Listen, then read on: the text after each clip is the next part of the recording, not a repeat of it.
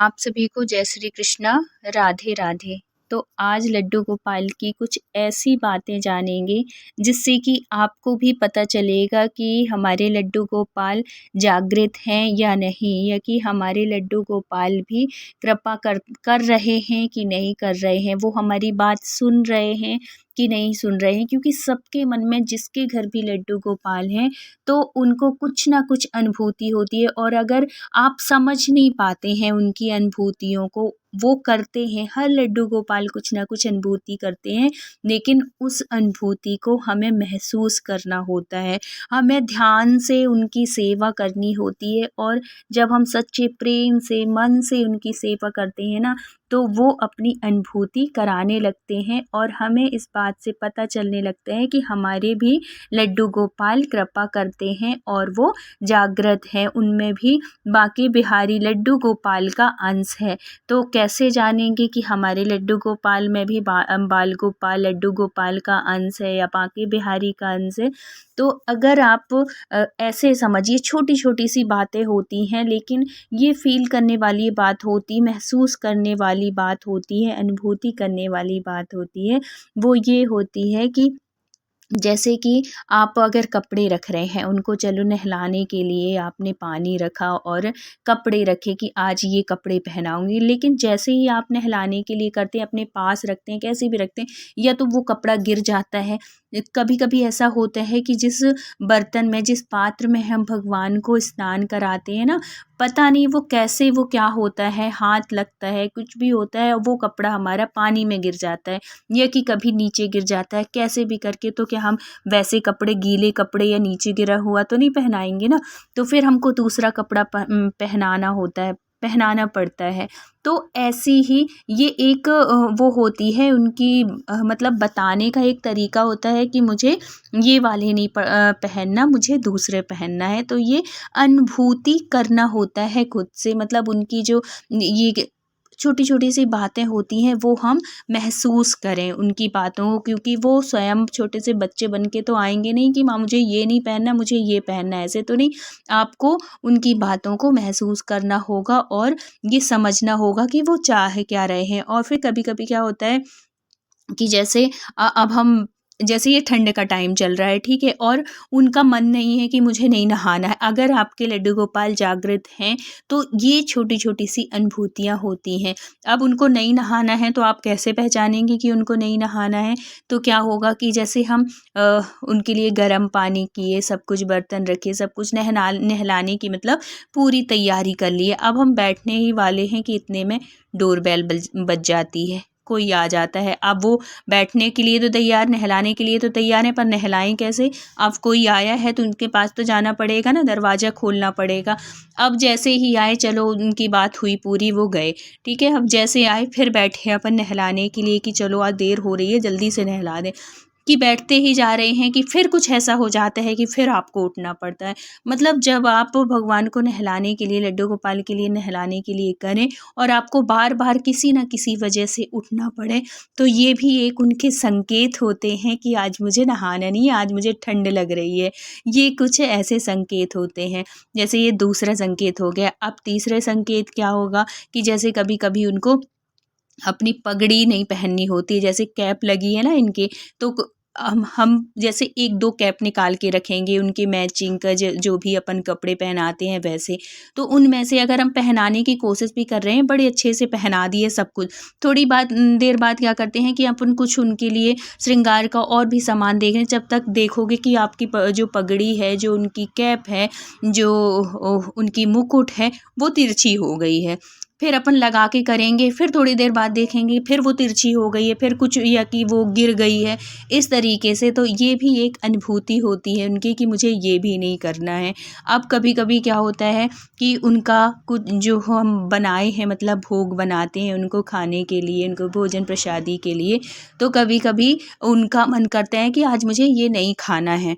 तो हम तो रखे हैं सब कुछ, बहुत अच्छे से बनाए, अच्छे भाव से बनाए, सब कुछ तुलसी दल भी डाल दिए, लेकिन जब हम देखें कि इसमें कुछ भी नहीं है, तुलसी दल भी डाल दी और पता नहीं कैसे क्या होता है कि जैसे ही हमने भोग लगाने के लिए किया कि कहीं उसमें बाल दिख जाएगा आपको।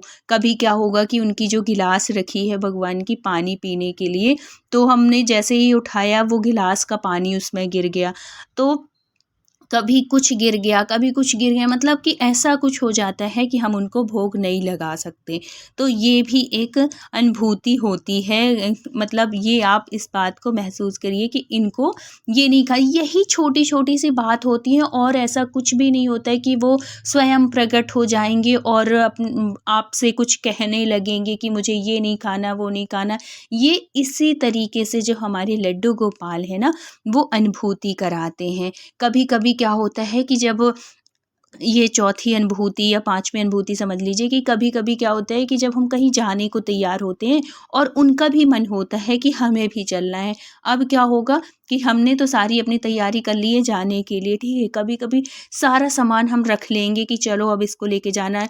वही चीज़ हमको ऐसा लगेगा कि मैं तो अभी यहीं पे तो रखी थी और वो सामान मिलेगा नहीं। हम मतलब जाने के लिए, निकलने के लिए लेट हो रहे हैं और मिल नहीं सकता।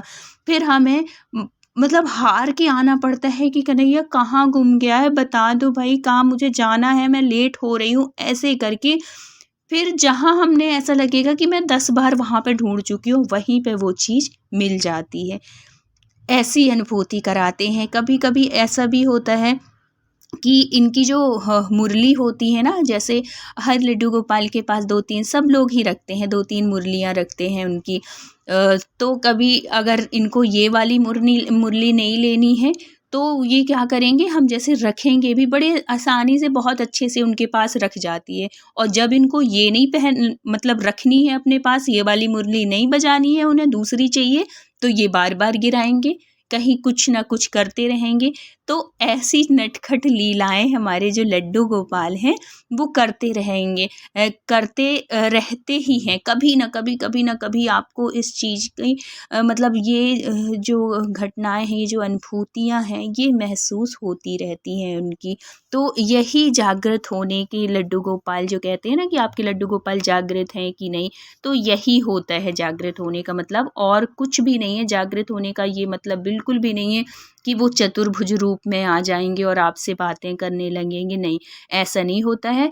हर भक्त को अपने लड्डू गोपाल को महसूस करना होता है, उनसे लड़ाना होता है, उनसे प्यार करना होता है, तभी वो क्योंकि जब हम उनसे प्यार नहीं करेंगे, जब हम उनके पास बैठेंगे नहीं, जब हम उनसे अपने दिल की बात शेयर नहीं करेंगे, जो भी आप रिश्ता बनाए हो उनके साथ, उस रिश्ते को बहुत ही अच्छे से निभाओ। अगर आपने बच्चे के रूप में उनको माना है, पुत्र के रूप में माना है, तो आप उनको पुत्र के भांति ही प्यार करो। जैसे हम अपने बच्चे से प्यार करते हैं ना, सेम वैसे ही आप अगर प्यार करेंगे, तो आपको देखना, जितना आप प्यार उनसे नहीं करेंगे, उससे कहीं ज़्यादा वो आपसे प्यार करते हैं।